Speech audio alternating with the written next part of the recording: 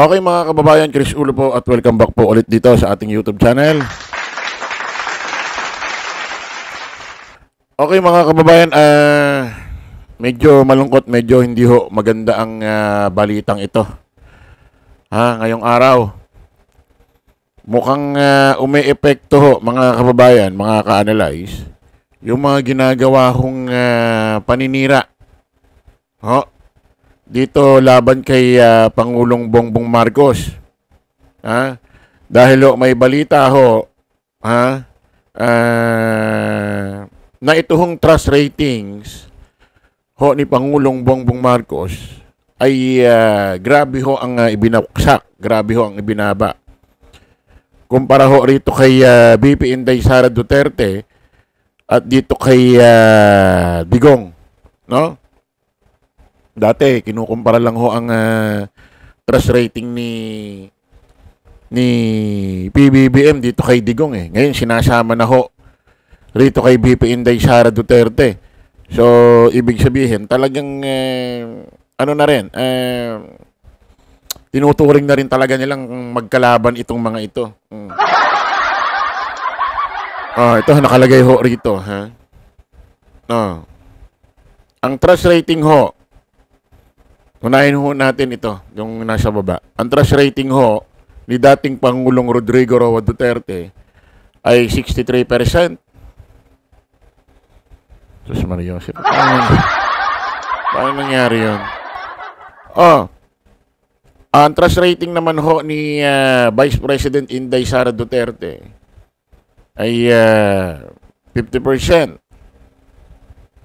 Paano nangyayari yun, no?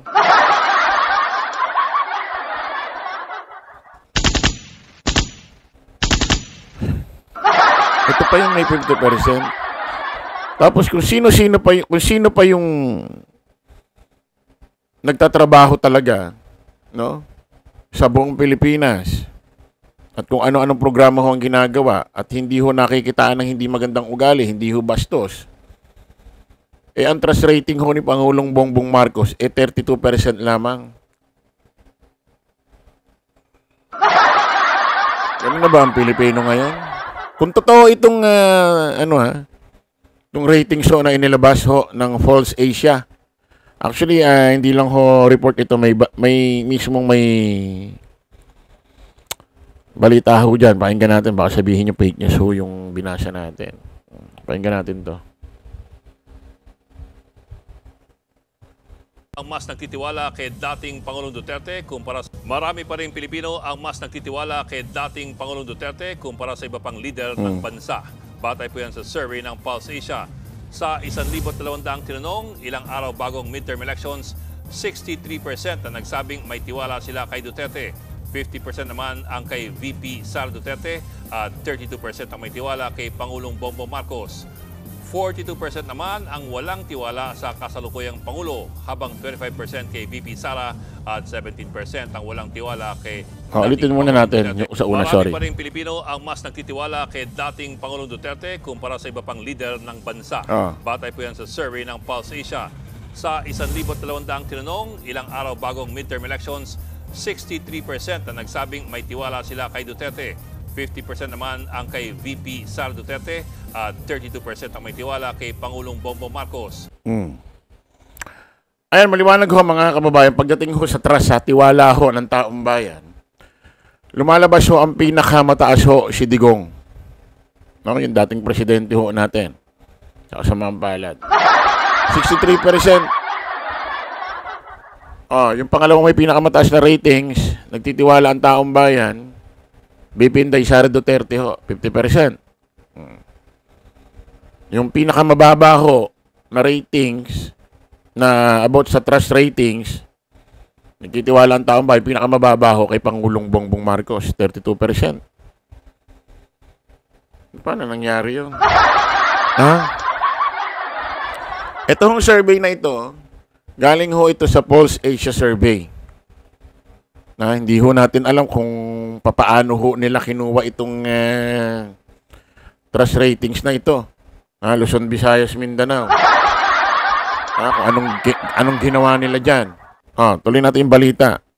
Kung ito, itong survey na ito, trust, tiwala, ang sunod naman ditong report ho ng news ng TV5, yung wala naman tiwala. Play natin. 42% naman ang walang tiwala sa kasalukuyang Pangulo, habang 25% kay VP Sara at 17% ang walang tiwala kay dating Pangulong Duterte. Ayan. Kung kanina ho, pinakamababang trust rating ang nakakuha si PBBM, pagdating naman sa walang tiwala ang taong bayan, ang pinakamataas naman si PBBM. 42%. Sumunod kay VP Inday Sara Duterte, 25%. Na hindi walang masyadong nagtitiwala. Pinakamababa kay Digong. So lumalabas ho rito sa Pulse Asia Survey ho, mga kababayan, mga kanalay. Pagdating ho isa tiwala ng taong bayan, pinakamababa nakakuha si PBBM. Pinakamataas namang walang tiwala kay Pangulong Bongbong. Ba't kaya nangyayari ito, mga kababayan? Ewan nga lang natin kung talagang... Kasi hindi ko rin alam kung maniniwala na rin ako sa survey. Katulad nung nakaraan, nasa survey, hindi naman pumapasok si Kiko, hindi naman pumapasok si Bam Aquino. Pero nung nagkabutuhan, matabunan pa niya yung mga politiko na pasok lagi sa Magic 12. Paano nangyari yun? Eto kasi, mga kababayan, ito kasing ratings na ito, hindi natin alam kung paano nila ginawa. Batay lang ba sa social media?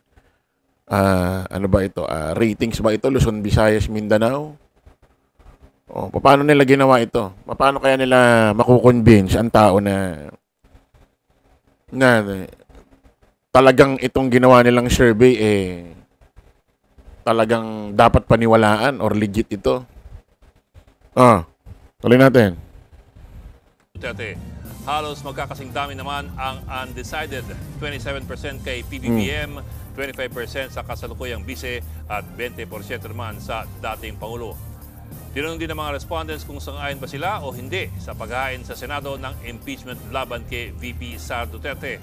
Pinakamarami ang hindi sang-ayon na nasa 50%, habang 28% naman ang sumasang-ayon. Bakit parang puro pabor na lang Pulse Asia survey yan? Bakit yung survey niya parang puro pabor na lang sa Duterte? Yung mga gusto raw ma-impeach, matuloy yung impeachment trial ni VP Inday Sara Duterte sa 30 ng Hulyo, mataas daw yung wag na lang daw, 50%. Parang medyo kaduda-duda itong Pulse Asia survey na ito. Parang medyo ko rito, bakit puro pabor na lang siya sa Duterte. Eto mga kababayan, may inilabas ho, tawag dito. May inilabas ho na video interview ito hong Ted Filon with DJ Chacha. In-interview mismo yung presidente or CEO, basta ito yata yung namumuno or tagapagsalita ho ng Pulse Asia Survey. Pakinggan natin, ha? Ginamang grupo sa ating lipunan. Saan natin?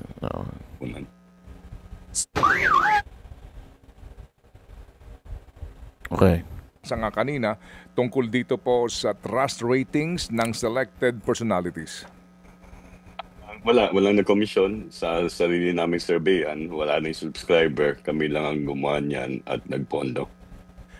Ilan po dito ang respondents at ano po ang pamamaraan po ng pagtatanong?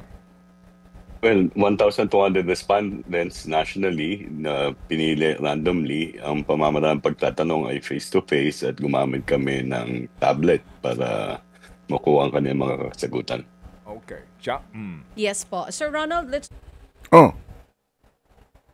Ganito raw nila ginawa yung Pulse Asia Survey about dito sa trust rating ho nila Pangulong Bongbong, VP Inday Sara Duterte, Digong, at yung wala naman tiwala. Kumuha sila ng respondent 1,000 plus. Tinanong nila face to face. Saang location yan? Mga taga-san yung tao, yung 1,000 plus na yon.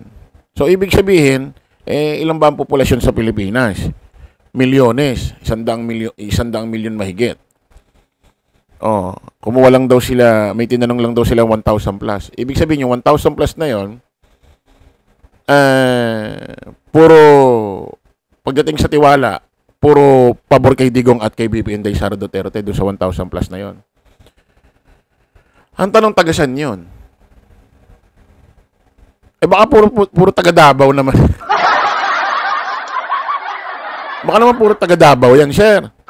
Talagang lamang yan. Makikita nyo naman yung botong nakuha nila Digong doon. BP Sara. Ni Digong, ni Baste, ni Pulong nung nakaraang eleksyon. Pati doon siya, anak din ni Pulong na congressman na. Yung Pulong. Tumakbo ng congressman bilang sa District 2. Baka naman puro taga Davao yan. Bumasil lang kayo sa 1,000 plus, parang napaka-unfair naman nun. Kasi 100 milyon mahigit ang populasyon dito sa Pilipinas. So, dapat, nililiwanag nyo doon sa post ninyo, ini-explain nyo doon, na yung survey na ginawa nyo, sa 1,000 mahigit na tao lang yun. Di ba? Dapat inilalagay nyo doon, ninonote nyo, doon sa post ninyo. Di ba? Kasi tingnan liwanag, pakinggan nyo ulit. Nasa atin po ngayong linya si Ginoong Ronald Holmes, ang presidente mismo po ng Pulse Asia. Sir, magandang umaga po. Umaga, Ted. Opo, good morning. Sino po ang nagkomisyon ng study na ito na ating pong pinasa nga kanina tungkol dito po sa trust ratings ng selected personalities? Walang nagkomisyon sa sarili naming survey. Wala na yung subscriber. Kami lang ang gumawa niyan at nagpondo. Ilan po dito ang respondents at ano po ang pamamaraan po ng pagtatanong? Well, 1,200 respondents nationally na pinili randomly. Ang pamamaraan pagtatanong ay face-to-face at gumamit kami ng tablet para makuha ang kanilang mga kasagutan. Okay. Siya? Yes po. Sir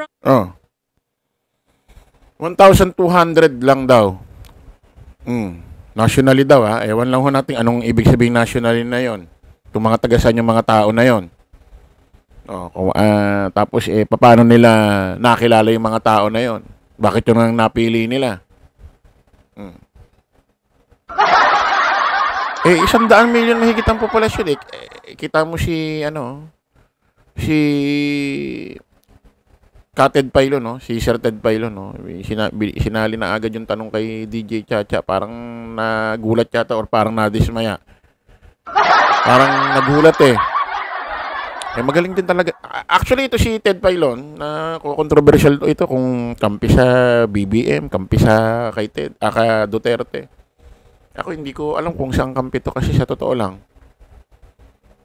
Radio station ito no? Hindi natin alam kung yung baka yung mga tanong galing sa kanilang mga boss kasi may mga boss din to Pero magaling si Ted Yung mga kailangan importanteng matanong ng malaman ng taong bayan, natatanong niya kanina katanungan natin yan. Yung pala natanong dito. Namate agad Isipin mo, nasa 100 milyong mahigit ang tao sa Pilipinas. Ginawa lang batayan sa 1,000 plus. Ano yun? 1,000 plus lang. Napaka-unfair nun. Dapat pala ininonote. Pag naglalabas pala kayo ng survey, mga share, Pulse Asia survey, dapat pala ninonote nyo. Itong ratings na to, batayan lang nito 1,000 mahigit na tao. Dapat pala ganun, para nalalaman din ng tao. Kasi baka akala yung percent na yan as in talagang sobrang daming tao yung natanong Luzon, Visayas, Mindanao.